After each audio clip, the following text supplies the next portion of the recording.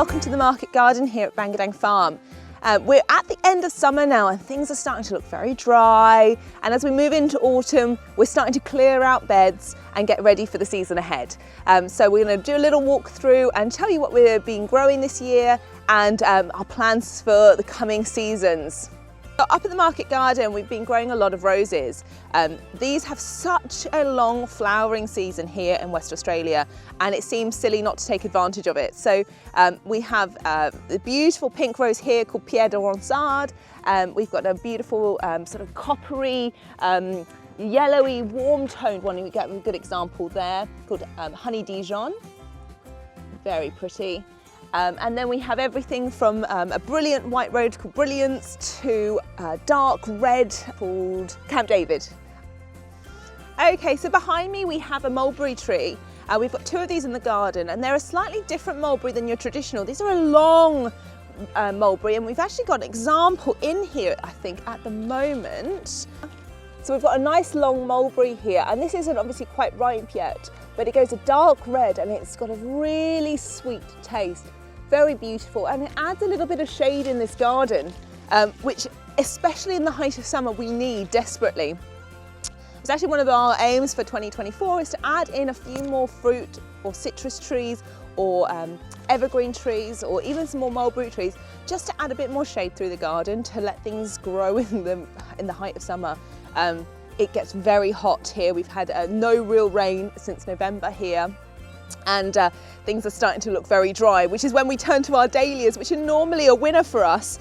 And we've had some, and I haven't been on top of the deadheading as much as I could be, but very dry and not enough nutrients in the soil really is what we've taken away from this year. I left these in to see whether we could leave a dahlia in the ground and let it rejuvenate itself rather than lifting and then replanting, which is something we have to do in the UK.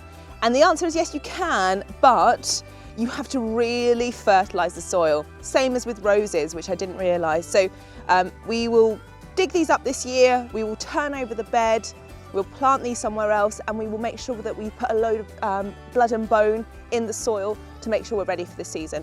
Blood and bone is a great organic fertiliser and something we can dig through and really enrich the soil.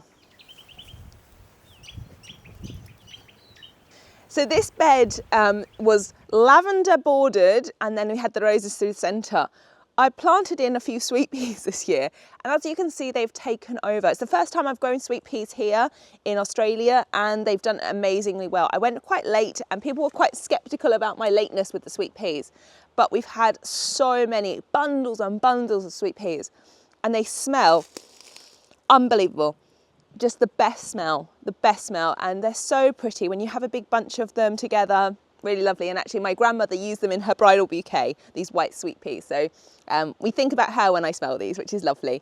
And they have just an amazing scent. And you put them by your bedside table, there's nothing better, nothing better. But we worry about what's happened to the lavender beneath, but we'll deal with that at the end of summer when these have died off. The trick with sweet peas is, you see here, when they finish flowering, they come into like a traditional pea, obviously not one you can eat, but they go into a pea. And this is when they stop flowering. So you've got to be really quick, cut as many as you can, as quick as you can. And the plant will keep flowering for many, many months. And that's been the trick here. But I've been away for a few weeks and we have quite a few. So we need to come through and pick them out.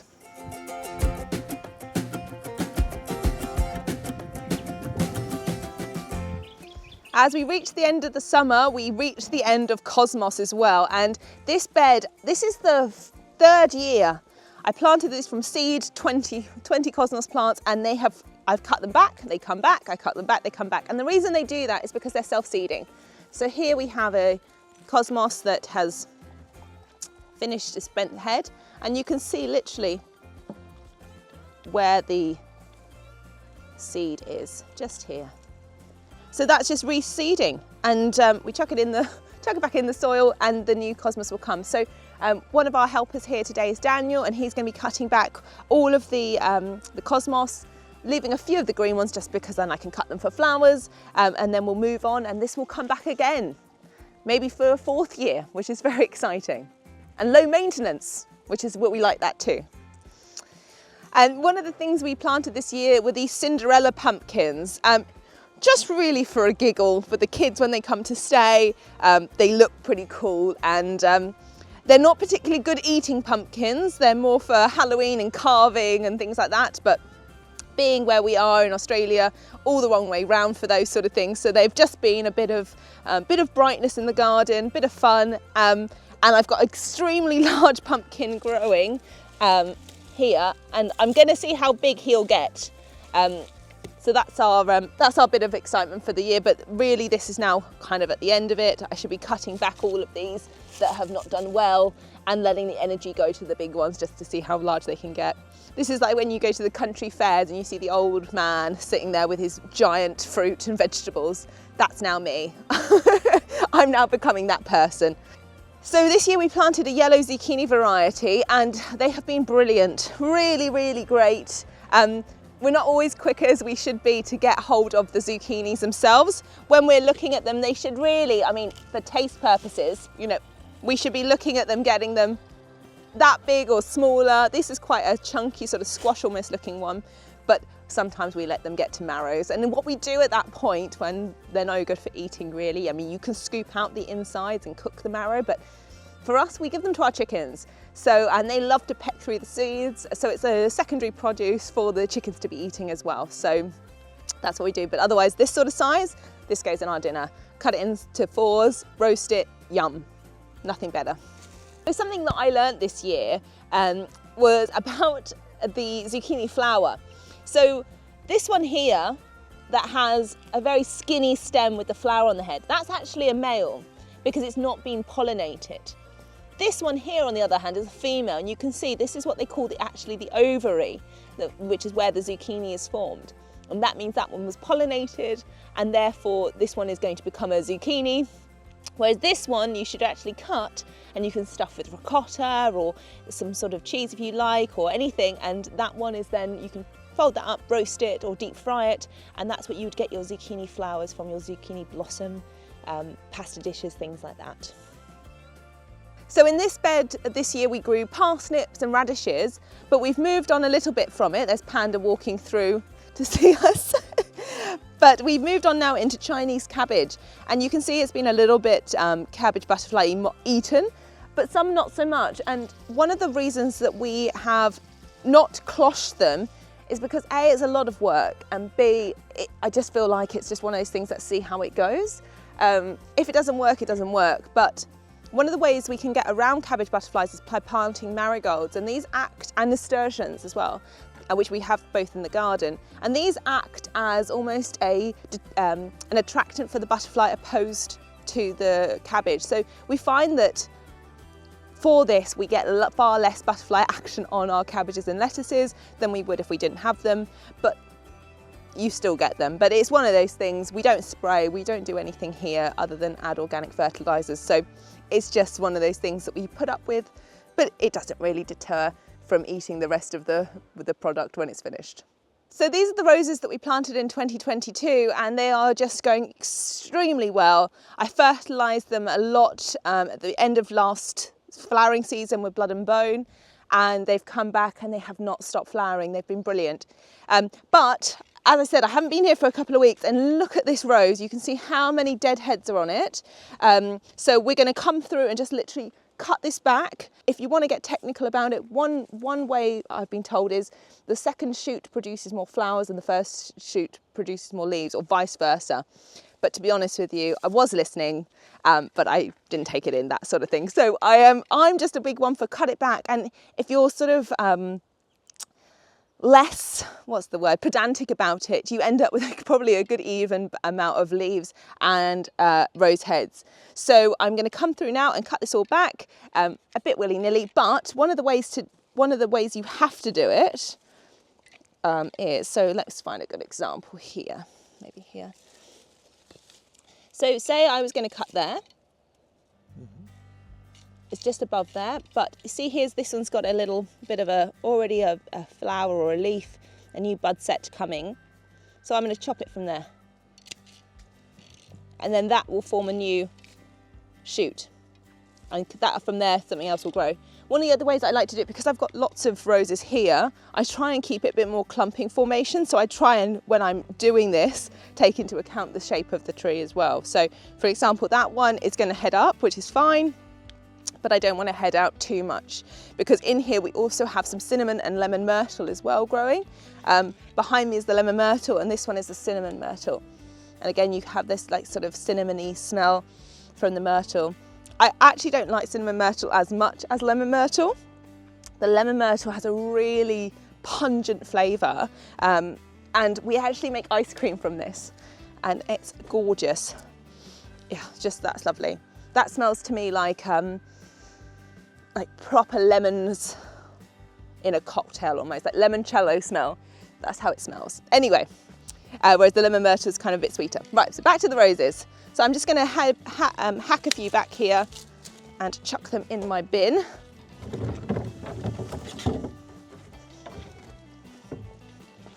These wheelie bins are great as well. We just use them for around the farm, and then we take them down to our compost.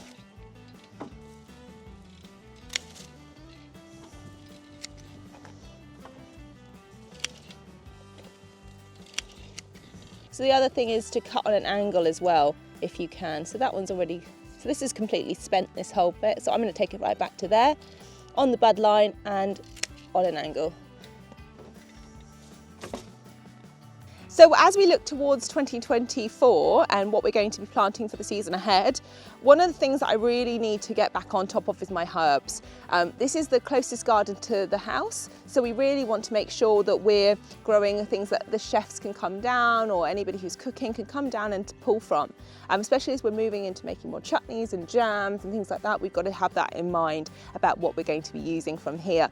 So for example, if we're making a pesto or something like that, we've got to make sure we've got the right herbs in the garden for it. One of the best herbs anybody can grow is thyme. And you think it's dead and it comes back. You think it's dead and it comes back. It's one of the most beautiful, beautiful herbs, and it smells amazing. And what can't you put with it? Roast chicken on a Sunday, and it's just lovely. And it also comes out, this one comes out in a purple flower as well throughout the year. Which you can actually use as like decoration for if you're having a party or anything like that. You can put that on the side, which is kind of nice. It's edible, so it's always fun. Further down we have parsley and things like that, but a lot of it we need to move on from. We had spring onions, which have turned into onions here, and we've also got some beetroot growing in here, which has become gigantic. The irrigation's just been on, so we're not getting a really good shot of this, but you can see how the pink it is. And this one actually has a white and pink stripe running through it.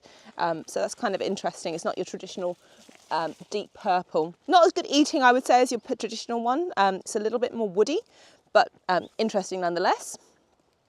These were our raspberries. And we got quite a few off them. Birds got some as well, but this is a summer fruiting variety. So I need to cut back the old growth and let the new growth take over, but I need to tie it in. Otherwise it's quite difficult trying to find it.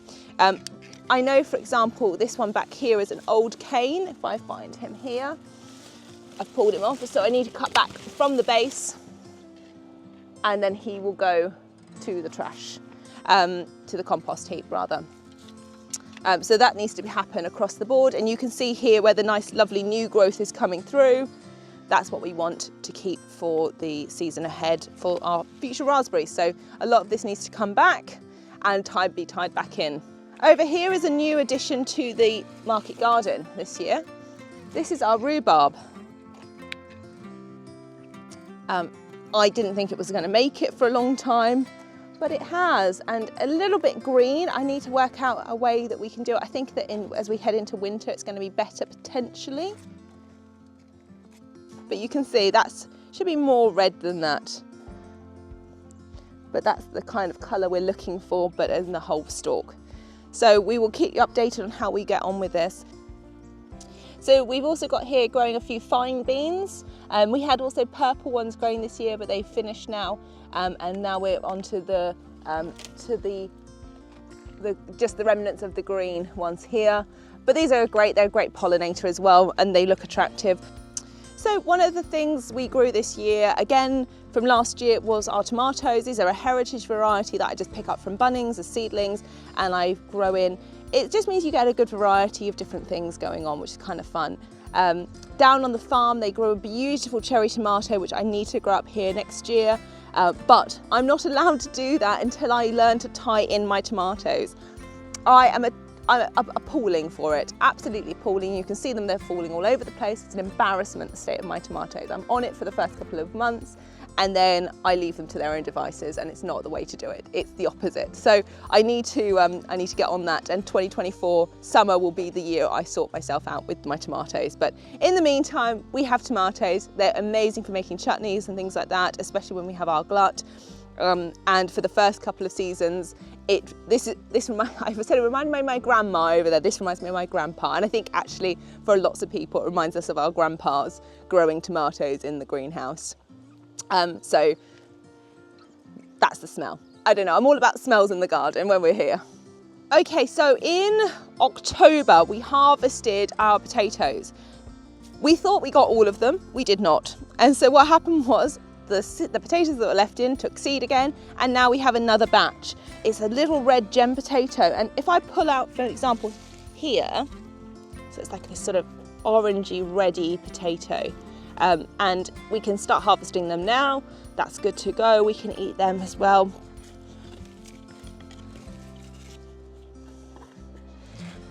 And then what I need to do is make sure I turn this over again and again and again to get out all the potatoes, because I clearly didn't get them all last time. I think I've just speared one there.